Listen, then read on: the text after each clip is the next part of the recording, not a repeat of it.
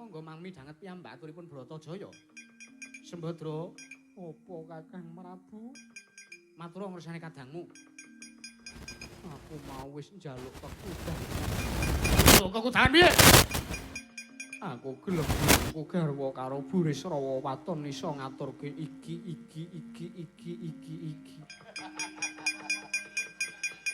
Iki apa? Ikine sapa? Sing cetha to, Dik. Banjur Burisrawa piye? Sagok mbudidaya apa ora Sembadra? Nek jarene sagu. Nek aku iki dirabi sapa-sapa gelem kok. Watone ya kuwi iso ngaturke panjangkaku, iso mujudke apa sing dadi kekudanganku. Pirsa napa mboten? Midhanget napa mboten? Yo krungu. Nawi sampun mangertosi kudanganipun para Sembadra nggih pripun seranane? Ya. Aku tak bali. Aku tak sowan ing Prajanegara Mandaraka tak matur ngesaning Rama Prabu Salya. Perkara kuwi sakmengko pun Kakang sing sago gayake gegayuhane Sembadra kuwi Kresna.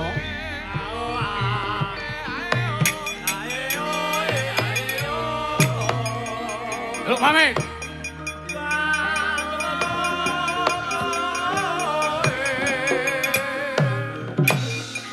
Bagong, nggih.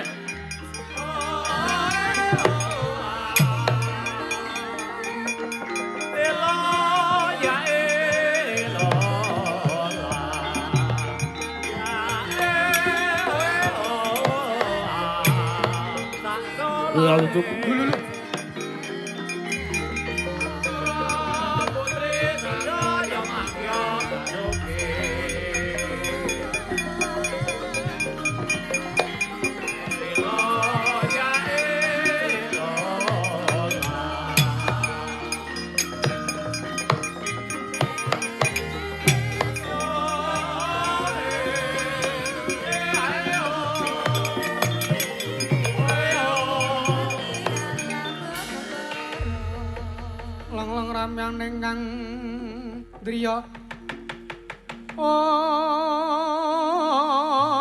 Lir Yewang Candra katawengan. Sumuk ing jas katuridan.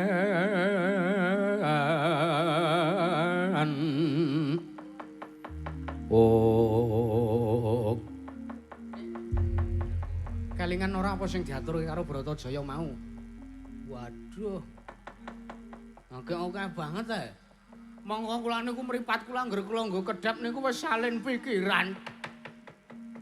Mripat semono jembare mbok diciutke to, Gong. Wes ora iso, saya tuwa mas saya jembar, Den. Apa mripat? Wah, Jan. Nyadong dawuhe Pak De Kresna. Antasena, Piye, Pak De? Bratajaya wis ngaturke apa kang dadi kudangane? Kowe wis krungu? Durung.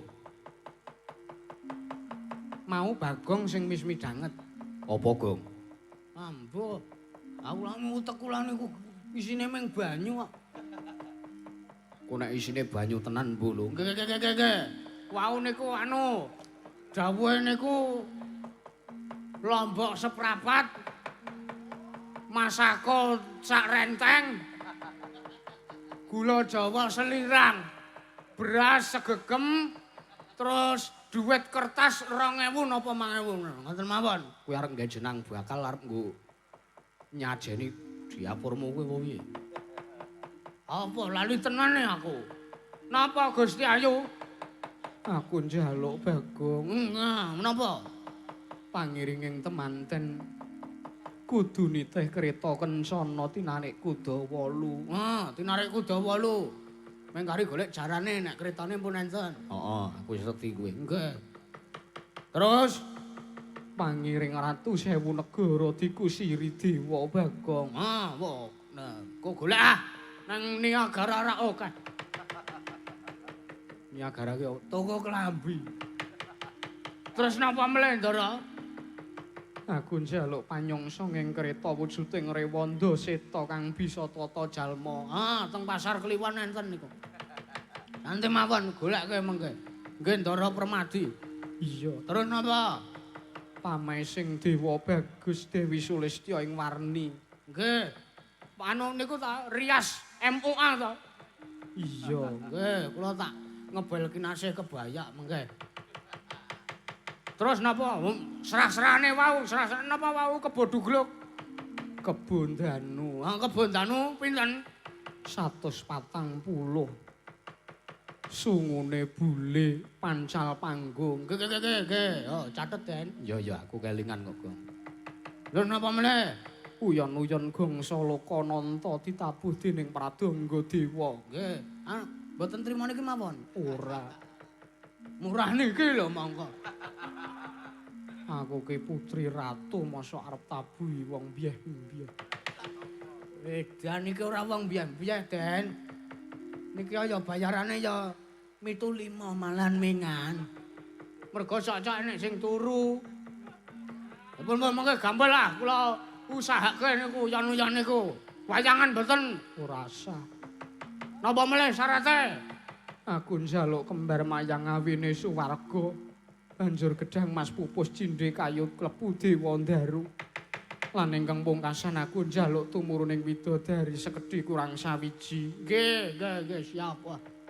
Bapak kula niku Dewa Ndara Kresna. Nek dewa terus ngopo? Sing takon sapa? Ame ngomong kok ngene kok sentimen lho ora.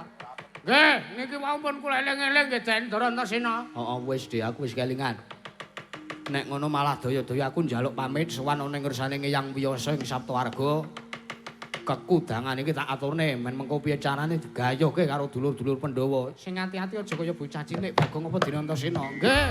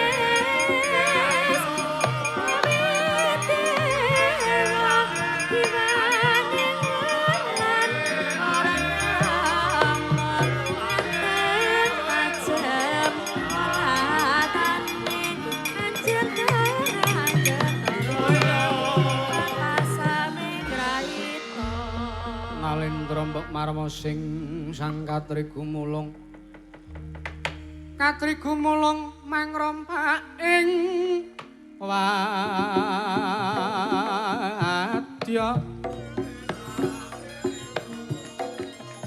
Karja krore kakiri-kiri ora